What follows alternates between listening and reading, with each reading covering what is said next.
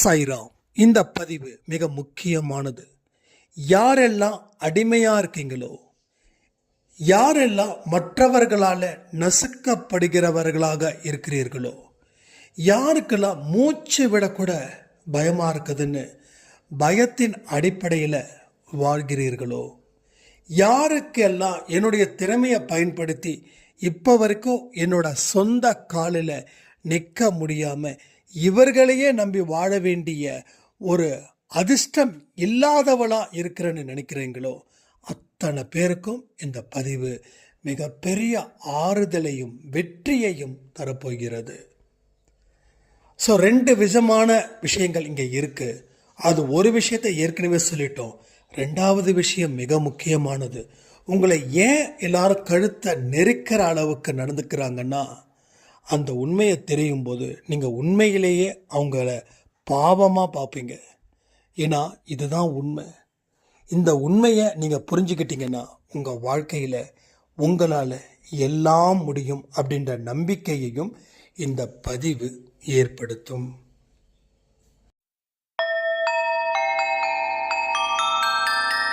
ஓம் சாயிரா சாயிரா, ஓம் சாயிரா சாயிரா, ஓம் சாயிரா சாயிரா, அன்பே சாயிரா, பேரன்பே சாயிரா, அகிலம் தளிக்க ஆத்மா விழிக்க அனுதினம் சாயிரா, எங்கள் அன்பே சாயிரா.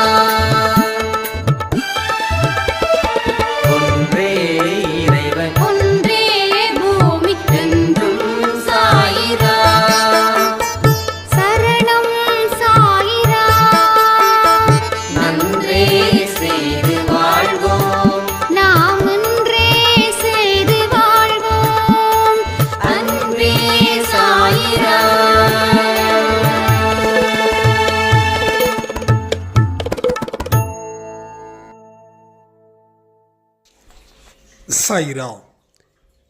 என் உயிரின் உயிரானவர்களே, இங்க நிறைய சாய்ராம் ஒரு அடிமை ஸ்தானத்தில் இருக்கிறது போல இருக்கிறாங்க. அவங்க என்ன நினைச்சாலும் அதை செய்ய முடியல. பலர்கிட்ட கெஞ்ச வேண்டியதாக இருக்குது, கதற வேண்டியதாக இருக்குது. அதுவும் பர்டிகுலராக மனைவிகளுக்கு இந்த பிரச்சனைகள் அதிகரிக்குது. நான் என்ன சொன்னாலும் என்ன செஞ்சாலும் என்னுடைய கணவருக்கு என்ன பிடிக்கல. நான் ஒரு காலத்தில் எவ்வளவு திறமையோட வாழ்ந்தேன், ஆனால் இன்னைக்கு திறமை இல்லாதவளாக நான் இருக்கிறேன். என்னுடைய கணவர் நடத்தக்கூடிய தொழில், அவர் ஏகப்பட்ட கடனை வாங்கி நடத்துறாரு. இந்த இடத்துல ஒரு பேச்சு சுதந்திரம் கூட என்கிட்ட இல்லை. அதே போல என்னுடைய மாமியார், நிறைய பேருடைய ப்ராப்ளத்தை தான் பேச போறோம். என்னுடைய மாமியார் எப்போ பார்த்தாலும் அவங்களுக்கு அடிமையா நான் இருக்கணும், எப்போ பார்த்தாலும் என்னை ஏதாவது சொல்லி என்னை கஷ்டப்படுத்தலைன்னா அவங்களுக்கு தூக்கமே வராது. என்னை அழ வச்சு பார்த்தாதான் அவங்களுக்கு அந்த நாள் சந்தோஷமாக இருக்கும். அவங்க முகத்தில் ஒரு மலர்ச்சி வரும். நான் சிரிச்சிட்டா அவங்களுக்கு பிரச்சனை. சிரிச்ச என்ன உடனே அழ வச்சு பார்க்கறதுல அவங்களுக்கு அலாதி பிரியம்.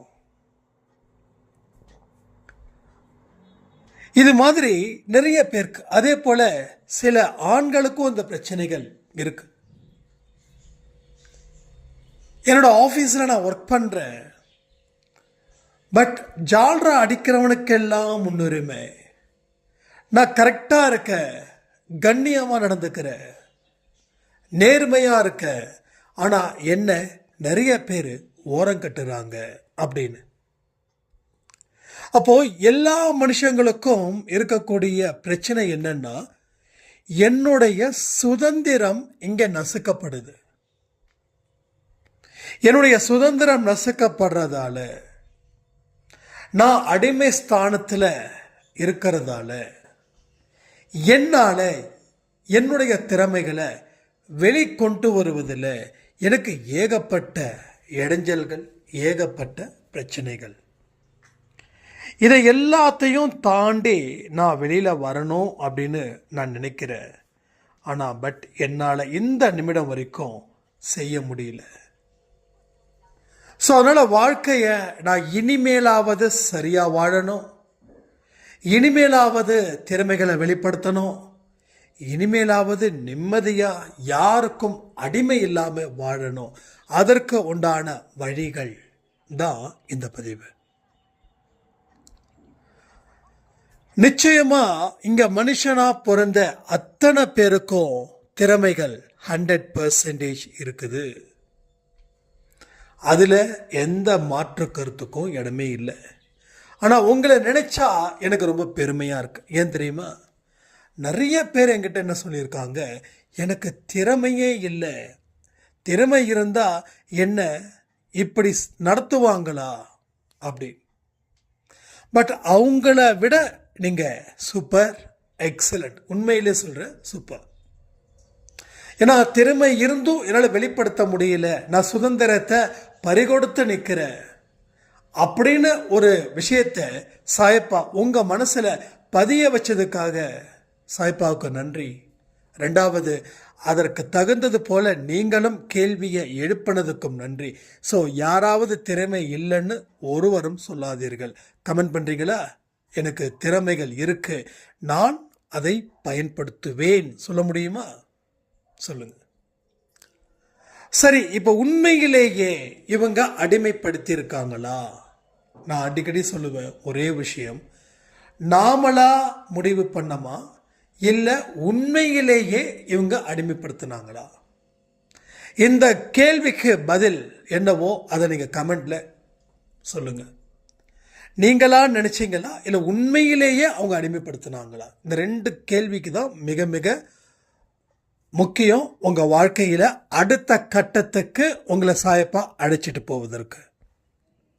நான் நேற்று நைட்டு ஒரு பதிவு ரொம்ப எக்ஸலண்டான பதிவுன்னு சொன்னாங்க. ஏன்னா நேற்று பதிவோ இல்லை காலையில் பதிவோ தெரியல, தன்னை உணர்ந்தவனே மாபெரும் வெற்றி அடைவான் அப்படின்னு சொன்ன வார்த்தை உண்மையில் எக்ஸலண்ட் அப்படின்னு முத்துரத்தினம் சாய்ராம் அவங்க கமெண்ட்டை பார்க்கும்போது சட்டுன்னு எனக்கு அவ்வளோ ஹாப்பியாக இருந்தது. எஸ், இது உண்மை. ஏன்னா நம்மளை தெரிஞ்சிக்காம பிறரை நம்ம தெரிஞ்சுக்கிட்டு அவங்க பலம் என்ன, அவங்க பலகீனம் என்னன்னு தெரிஞ்சுக்கிறோம். இது தேவையில்லாதது, வாழ்க்கைக்கு அவசியம் இல்லாதது. முதல்ல உன்னை பற்றி தெரிஞ்சுக்கிட்டா அடுத்தவனை பற்றி தெரிஞ்சுக்கும். ஆனால் உன்னை பற்றி தெரிஞ்சுக்கிட்டா அடுத்தவனை பற்றி தெரிஞ்சிக்க வேண்டிய அவசியம் உனக்கு இருக்காது. இது உண்மை. இப்போ உன்னை நீ யாருன்னு தெரிஞ்சுக்காம இருக்கும்போது தான் அடுத்தவன் யாருன்னு தெரிஞ்சுக்கிறது இல்லை நம்ம விருப்பம் இருக்கும். அப்போது அடுத்தவனை பற்றியே நம்ம மனசு ஓடுது, புத்தி ஓடுது. நம்மளை பற்றி புத்தி ஓடலை, மனசு ஓடலை, அது அங்கே ஸ்டாப் ஆகிடுச்சு. எது வெற்றி கொடமாக கொடுக்க முடியும்? அடுத்தவன் ஊருக்கு போகிறது வெற்றியா இல்லை நீங்கள் ஊருக்கு போகிறது வெற்றியா? அப்போ அடுத்தவன் ஊருக்கு போகிறது உங்கள் வெற்றியா எப்படி ஆகும்? இப்போ நீங்கள் ஊருக்கு போய் அங்கே சாதிக்கிறது தான் உங்கள் வெற்றி. ஸோ அதனால் அதுக்கு அவங்களுக்கு நான் ஒரு பெரிய தேங்க்ஸ் சொல்லிக்கிறேன். ரொம்ப சந்தோஷம். இது மாதிரி நிறைய கமெண்ட்ஸ் பண்ணுங்கள். முக்கியமான கமெண்ட்ஸ் எனக்கு ரொம்ப பிடிக்கும். அதாவது எல்லாருமே இங்கே நல்ல சூப்பர் கமெண்ட்ஸாக கொடுக்குறீங்க, நான் இல்லைன்னு சொல்லலை. பதிவுக்கு ஏற்ற அந்த திருக்குறளில் இருக்கக்கூடிய வார்த்தைகள் போல சட்டுன்னு அந்த பதிவை கேட்டு சொன்னாங்க இல்லையா, அதுதான். அப்போ இந்த கேள்விக்கு பதில் சொல்லுங்க. இது உங்கள் அசம்ஷனா இஸ் ரியலா? ஆனால் இங்கே அசம்ஷனும் இருக்குது, ரியலும் இருக்குது. அசம்ஷன்னா ஒரு 10 அடியில் வெற்றி கிடைச்சிரும். இல்லை ரியலா என்ன அடிமைப்படுத்துகிறாங்கன்னா ஒரு 100 அடியில் வெற்றி கிடைக்கும். ஸோ வெற்றி உறுதி, வெற்றி நிச்சயம், சாயின் சத்தியம். ஆனால் எத்தனை அடியில் வெற்றி இருக்குது? ஒரு போர்வெல் போடணும் அப்படின்னா ஒரு தெருவில் பார்த்தீங்கன்னா 100 அடியில் தண்ணி கிடைச்சிடும். இன்னொரு தெருவில் போனால் 500 அடி தண்ணி கிடைக்கும். அது மண்ணீரோட தன்மை, அங்கே நீரோட்டம் எப்படியோ அதற்கு தகுந்தது போல். ஏன் அடுத்த தெருவுக்கு நாம் சில இடத்துல பார்த்தீங்கன்னா இங்கே தண்ணி இருக்குதுன்னு சொல்லி அங்கே நோண்ட சொல்லுவாங்க, ஆனால் தண்ணியே வராது. அதே இடத்துல ஒரு 30 அடி 40 அடியில் பார்த்தீங்கன்னா இங்கே நோண்டி பாருங்கன்னா தண்ணி வரும். ஸோ பூமியோட இது தன்மை அப்படிப்பட்டது. ஆக மொத்தம் தண்ணி இருக்கு, நிலத்துக்கு கீழே தண்ணி இருக்கு, பூமிக்கு அடியில் தண்ணி இருக்கு, இல்லாமல் தண்ணி வராது. ரைட்டுங்களா? அதே போல தான் வெற்றி எல்லா பக்கமும் இருக்குது. அதற்கு சில அடிகள் தேவைப்படும். அந்த வெற்றி பெற வரைக்கும் அந்த அடிகளில் நீங்கள் பயணத்தை செய்யணும். அவ்வளோதான். தண்ணி வெளியில் வர வரைக்கும் போர் போடுற மாதிரி பைப்பை இறக்கிறது போல உங்களுக்கு வெற்றி நிச்சயம். ஆனால் அதுக்கு 10 அடியா 20 அடியா 30 அடியான்றதை பொறுத்து இருக்குது. அப்போ அசம்ஷனில் 10 அடியில் முடிச்சிடலாம். இல்லை, உங்கள் மனசை கொஞ்சம் மாற்றுங்க, அப்படி பண்ணுங்க இப்படி பண்ணுங்கன்னு. அது நம்ம ஆல்ரெடி நிறைய பேசியிருக்கோம். சார் ரியலாகவே இருக்குது, என்ன பண்ணுறது? ரியலாகவே இருக்குது, என்ன பண்ணுறது? அப்போது ஒரு சாய்ராம் சொன்னாங்களே, ஜால்ரா போட்டால் எல்லாமே சாதிச்சிடலாம். அது மாதிரி செய்ய முடியுமா? கூடாது, அது தப்பு. அப்போது நம்மளை அவங்க மதிக்கணும் அப்படின்ற ஒரு தாட்டு நம்ம மனசுக்குள்ள விதைக்கணும். முதல்ல என்ன மதிப்பாங்க அப்படின்னு நம்பணும். எந்த ஒரு மனுஷனும் இன்னொருத்தனை கண்டிப்பாக மதிப்பான், அதில் மாற்றமே இல்லை. ஒன்றும் இல்லை, உங்கள் மாமியாருக்கு உடம்பு பயங்கரமாக மோசமான நிலையில் இருக்குன்னு வச்சுக்கோங்க.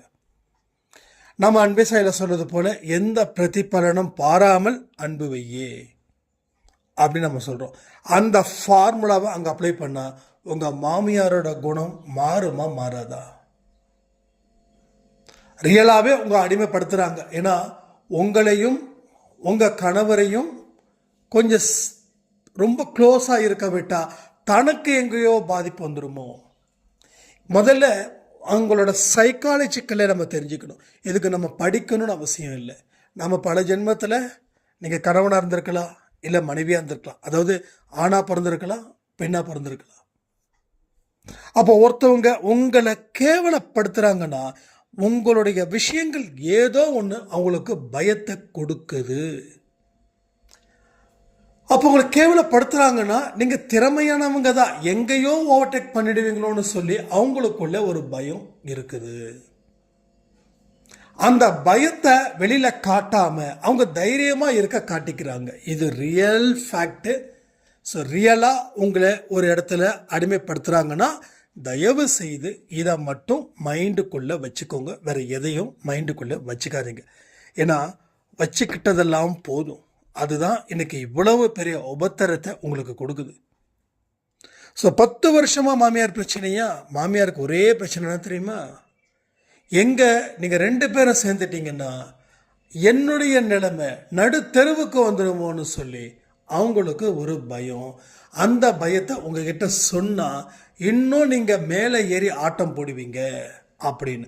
அப்போ அவங்களுக்கு எப்படி இந்த ஷோஸ் கிடைக்குதுன்னா அவங்க பார்க்கக்கூடிய டிவி சீரியல்ஸ், அவங்க வெளியில் கேட்கக்கூடிய செய்திகள், பக்கத்து வீட்டில் இருக்கக்கூடிய ஆயா சொல்லக்கூடிய பிரச்சனை, பக்கத்து வீட்டில் இருக்கக்கூடிய மாமி சொல்லக்கூடிய பிரச்சனை பார்த்து பார்த்து உன் மருமகளை உன் மருமகளுடைய ஒரு தலைமுடி உன் கையில் இருக்கட்டும், புடி உன் கையில் இருக்கட்டும், இல்லைன்னா ஆட்டம் போடுவா. இந்த மாதிரி வார்த்தைகள் அந்த அம்மாவுக்கு கேட்டு கேட்டு அந்த அம்மா தங்கமான அம்மா. அந்த அம்மாவுக்கும் மாமியார் ஏகப்பட்ட கொடுமை செஞ்சுருப்பாங்க. மாமியார் இறந்ததுக்கு அப்புறம் தான் உங்கள் வாழ்க்கை நல்லா இருந்திருக்கும். இங்கே நிறைய பேருக்கு அப்படி தான். சீரியஸாக சொல்லணும், மாமியார் இருந்த வரைக்கும் நிம்மதி அடைஞ்சிருக்க முடியாது. மாமியார் இறந்ததுக்கு அப்புறம் தான் உங்கள் வாழ்க்கையே வாழ்வாங்க நிறைய பெண்கள். அதுக்காக மாமியார் இறக்கணுன்ற கேவலமான புத்தி நம்ம அன்பேசாய் குடும்பத்துக்கு இல்லை. பொதுவாக வெளியில் இருக்கக்கூடிய விஷயத்த நான் சொல்கிறேன். ஆனால் நாம் அவங்க ஏன் இந்த மாதிரியான மைண்ட் செட்டுக்குள்ளே வந்தாங்கன்றதை நீங்கள் புரிஞ்சுக்கிறதுக்கு தான் இத்தனை விஷயத்தை நான் சொல்ல வேண்டியதாக இருக்குது. போரை பற்றி சொல்ல வேண்டியதாக இருக்குது, சீரியலை பற்றி சொல்ல வேண்டியதாக இருக்குது. ஏன்னா புரிதல் இருந்தால் எல்லாமே தெளிவு கிடைக்கும். அப்போது அவங்க பார்க்கறது கேட்குறது எதை பற்றி தெரியுமா இருக்கும்? மருமகளை பற்றியே இருக்கும். அந்த மருமகள் வில்லத்தனமாக இருக்கிற மாதிரியே இருக்கும். முதல்ல அந்த இமேஜை நீங்கள் உடைக்கணும். அந்த இமேஜை உடைக்கணும். இப்போ புரியுதா உங்களுக்கு எங்கே பிரச்சனை இருக்குதுன்னு? அந்த மாதிரி இமேஜை கட்டமைச்சிட்டாங்க. அவங்களுடைய மொபைல் எடுத்து பாருங்கள், அதிகபட்சமாக இந்த புலம்பல்கள் தான் அதிகமாக இருக்கும். இந்த புலம்பலுக்கு பின்னாடி மருமகள் தான் அதிகமாக இருப்பாங்க. அவங்க பார்க்கக்கூடிய சீரியலில் கூட வெளிப்படுத்துவாங்க, மருமக வந்து ரொம்ப வந்து மாமியாரை வந்து வில்லத்தனமாக பண்ணாங்கன்னா பாவம் அந்த பொம்பளைன்னுவாங்க. அதே மாமியார் அந்த மருமகளை திட்டுச்சுன்னா நல்லா வேணும் நீ பண்ண ஆட்டத்துக்கு அப்படின்ற மாதிரி சொல்லுவாங்க. இது நடக்குதா இல்லையா? அதாவது உங்கள் மாமியார் உங்களை டைரெக்டாக அட்டாக் பண்ண மாட்டாங்க, பட் இன்டைரக்டாக சீரியல் மூலமாக, படம் மூலமாக, இல்லை அவங்களே ஒரு சொந்தமாக ஒரு கற்பனை கதையை வச்சு இன்னொருத்தவங்க கிட்ட பேசுவாங்க. அது உங்கள் காதுக்கு கேட்கறது போல் பேசுவாங்க. இதெல்லாம் என்னென்னா அவங்க உங்கள் கொடுமைப்படுத்துகிறாங்கன்னு அர்த்தம் இல்லை, உங்கள் மேலே பயம், எங்கே பிரிச்சிடுவீங்களோன்னு இருக்கிற பயம். கணவர் இல்லாதவர்கள் தான் இந்த இடத்துல இன்னும் ஜாஸ்தியாக இருப்பாங்க. ஏன்னா கணவர் இருக்கிற வரைக்கும் ஒரு ஆலமரம், அந்த ஆலமரம் போயின உடனே அவங்க நம்பி இருக்கிறது அவங்க குழந்தைகளையும் பேர குழந்தைங்களையும் தான். அதனால தான் அவங்களுடைய மகன்களையும் மகள்களையும் பேரனையும் பேர குழந்தையும் தன்னுடைய சொல்லுக்கு கட்டுப்பட்டவர்களாக வைத்திருக்க பல விஷயத்தை செய்வார்கள். அப்போ அவங்க மேலே தப்புன்னு நான் சொல்கிறேன்னா எனக்கு அது தெரியல, பட் பயந்ததால் அவங்க வெளிப்படுத்தும் விதம் அது போல் இருக்குது, அவ்வளோதான். பட் இந்த இமேஜை நீங்கள் உடைக்கணும். இல்லை என் மருமக அப்படி இல்லைன்னு அவங்க வாயால் சொல்ல வச்சிட்டிங்கன்னா உங்கள் அடிமை ஸ்தானத்துலேருந்து ஒரு இடத்துல தான் இருக்குது அந்த பிடி. அந்த பிடி தளர்வு அடைஞ்சிட்டா மற்ற இருக்கிற எல்லா பிடிகளும் தளர்வு அடைந்து விடும். ஒரு பிடி மட்டும்தான் பிரச்சனை, அதுதான் இறுக்கமாக இருக்குது. பட் நீங்கள் எந்த இடத்துல அந்த பிடி இறுகி இருக்குதுன்னு பாருங்கள். அதே போல தான் கணவனுக்கும். ஏன்னா கணவன் வந்து லோன் வாங்குறாரு, அடிக்கடி கடன் வாங்குறாரு. அப்போ என்ன ஆகுது, இந்த கடன்லாம் வாங்குறதால இந்த கடனை அடைக்க முடியாத அளவுக்கு தகுதி இல்லாதவனாக இருக்கிறனே. அதாவது சில ஆண்கள் பார்த்திங்கன்னா வீட்டில் புலியாக இருப்பாங்க, வெளியில் எலியாக இருப்பாங்க. வீட்டுக்குள்ளே தான் அந்த ஆணவம் அதிகாரம் எல்லாத்தையும் செலுத்துவாங்க. ஆனால் வெளியில் போனீங்கன்னா இவங்களுடைய நிலைமையே வேறு போல இருக்கும். இப்போ வீட்டில் எலியாக இருக்கிறவன் வெளியில் புலியாக இருப்பான், ஆனால் வீட்டுக்குள்ளே புலியாக இருக்கிறவன் வெளியில் எலியாக இருப்பான். ஏன்னா அவங்களோட பிரச்சனைகளை ஃபேஸ் பண்ணுற அளவுக்கு அவங்களுக்கு கெப்பாசிட்டி இல்லை. உடனே உங்கள் கணவர்கிட்ட போய் கேட்கணும், எங்கே உங்களுக்கு கெப்பாசிட்டி இல்லையா, அதனால தான் இப்படிலாம் திட்டுறீங்களா? இப்போ தான் அன்பே சாயில் ஒருத்தர் சொன்னாருன்னா அவனுக்கும் வேறு வேலை இல்லை, உனக்கும் வேறு வேலை இல்லை, போய் வேலையை பாருடி அப்படின்னுவார். சொல்லுவாரா, சொல்ல மாட்டாரா? எனக்கு தெரியும் யார் யாரோட வீட்டில் என்னென்னலாம் அந்த அன்பே சாயை பற்றி சொல்லும்போது நடக்குதுன்னு நல்லாவே தெரியும். ஏன்னா அவங்க மென்டாலிட்டி அப்படி தான் இருக்கும். அவங்களுக்கும் ஒரு பயம், எங்கே இப்படி கடனோடையே சேர்த்து போய்ட்டா நம்ம பொண்டாட்டி பிள்ளைங்க மதிக்க மாட்டாங்களோ, அதனால் ஒரு நல்ல வாழ்க்கையை கொடுக்கணுன்ற தாட்டு தான் அவங்களுக்கு இருக்கே தவிர உங்களை அசிங்கப்படுத்தணுன்ற தாட்டு இல்லை. எங்கே அவங்கள தாண்டி நீங்கள் வளர்ந்துருவீங்களோன்ற பயம் இருக்குது. நம்மளை தாண்டி நம்ம பொண்டாட்டி பேச்சை கேட்டு அது சக்ஸஸ் ஆகிடுச்சுன்னா நாளைக்கு என் பொண்டாட்டி மதிக்காமல் போயிட்டா என்னை யார் மதிப்பாங்க அப்படின்ற தாட்டுக்குள்ளே அவங்க போயிட்டாங்க. ஸோ எல்லாத்துக்கும் ஒரு பயம், அந்த பயம் தொடருது, அவ்வளோதான், வேற ஒன்றுமே கிடையாது. அந்த பயம் தொடருது. அந்த பயத்தோட வெளிப்பாடு தான் மற்றவர்கள் உங்கள் மீது ஆதிக்கம் செலுத்துவது. இப்போ உங்களுக்கு ஒரு குழந்தை இருக்குன்னு வச்சுக்கோங்க, அது 10வது படிக்குதுன்னு வச்சுக்கோங்க. அந்த குழந்தைக்கு பையன் இருக்கான்னு வச்சுக்கோங்களேன், பொண்ணை விட பையனை சொல்லிக்கலாம். ஒரு மகன் இருக்கான், அவன் 7வது 8வது படிக்கிறான். இப்போ பொறுத்த வரைக்கும் நல்ல பாசமாக தான். ஆனால் அவங்க பையன் பெருசாக வளர வளர உங்கள் மாமியார் என்னென்னலாம் உங்களுக்கு கற்றுக் கொடுத்தாங்களோ, அதாவது உங்கள் நடத்தினதை தான் கற்றுக் கொடுத்தாங்கன்னு சொல்கிறேன், அது எல்லாமே என்ன ஆகும், நீங்கள் செய்வீங்க உங்களுடைய மருமகளுக்கு. இது வாழையாக வரக்கூடாது. ஏன்னா வாழ்வதற்கு பிறப்புக்கும் இறப்புக்கும் இடைப்பட்ட காலம்தான் என்னது வாழ்க்கை. அந்த வாழ்க்கையில் எப்படி வாழறோன்றது தான் முக்கியம், என்ன கற்றுக்கிட்டோன்றது முக்கியம், என்ன அனுபவங்களை திரட்டணுன்றது முக்கியம். ஸோ இதை பேஸ் பண்ணி தான் ஒரு மனுஷனுடைய தலையெழுத்தே இங்கே இருக்குது. தலையெழுத்தை மாற்றி எழுதுவதற்கு உகந்த நேரம்னு நிறைய டைட்டில் போட்டிருக்கோம். நம்மளால என்ன பண்ணுறாங்க, டைட்டில் பார்க்குறாங்க, இதெல்லாம் நமக்கு செட் ஆகுது, தலையெழுத்தெல்லாம் எழுத முடியுமா ஒரு சும்மா அப்படின்ட்டு அப்படியே ஸ்டைலாக அப்படியே அடுத்தது போயிடுவாங்க. அப்படி தானே போகிறீங்க. ஸோ டைட்டில் இருக்கிறவங்க, டைட்டில் வந்து சம்மந்தப்பட்டவங்க மட்டும்தான் பார்க்குறாங்க.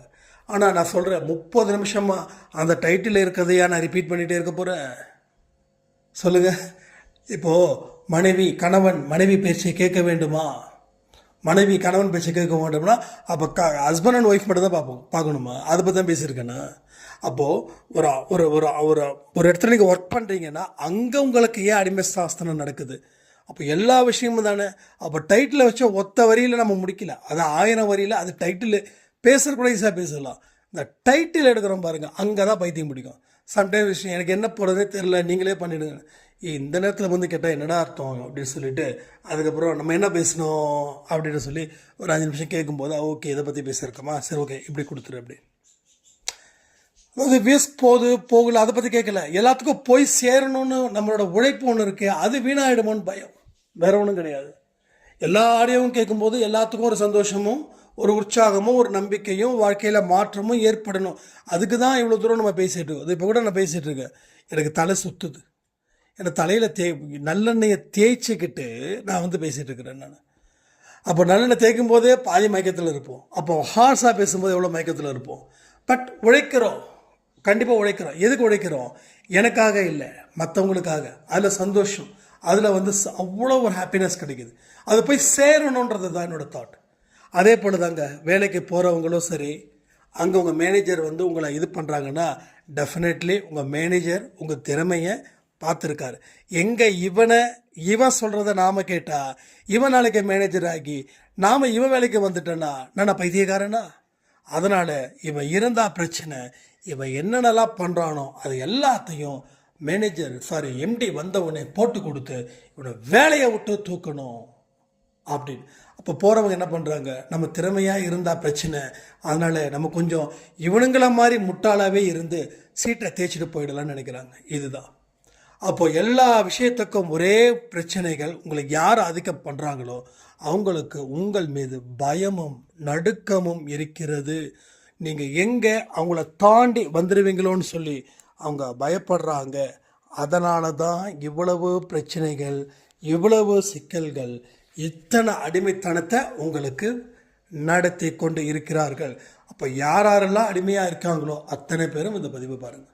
யாருக்கெல்லாம் சுதந்திரம் வேணுமோ அத்தனை பேரும் இந்த பதிவு பாருங்கள். ஸோ அசம்ஷனில் வர்றது நான் நிறைய அன்பேசாயில் சொல்லியிருக்கேன். உங்கள் மைண்டை சேஞ்ச் பண்ணுங்கள். அதுக்கு பேர்த்தனா அதுக்கு இன்னொரு ஆடியோ கொடுக்குற மாதிரி ஆகிடும். ஆல்ரெடி கொடுத்தாச்சு, ஓகேங்களா?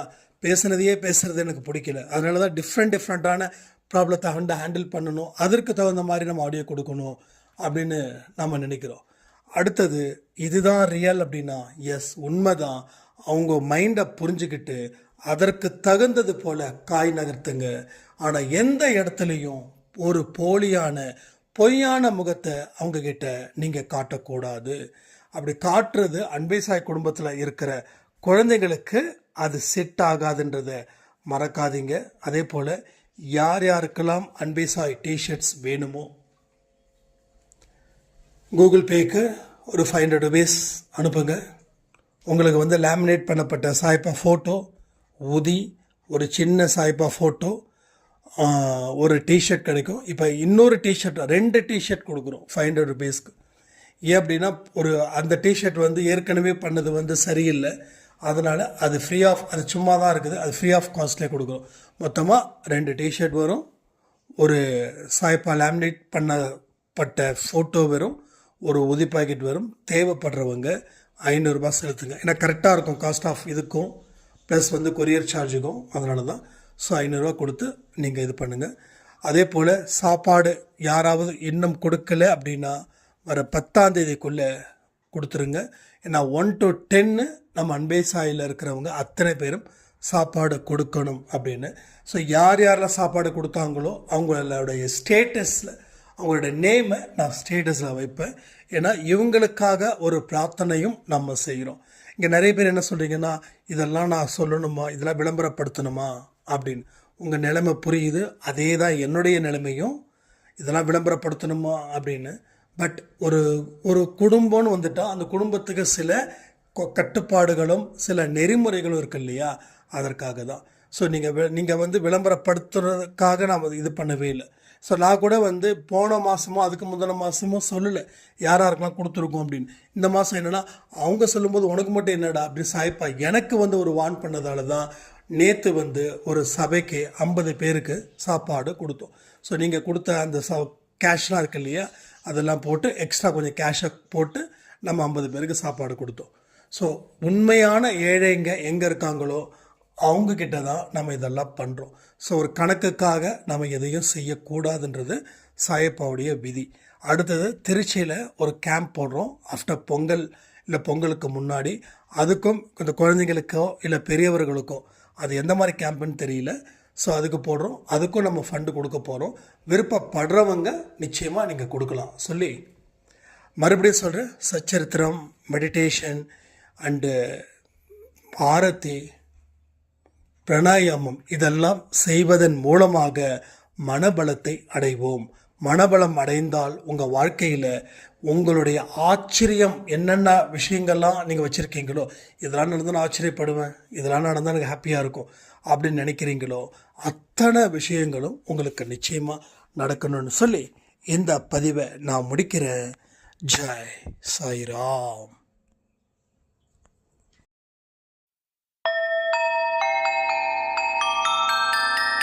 ஓம் சாயிரா. சாயிரா.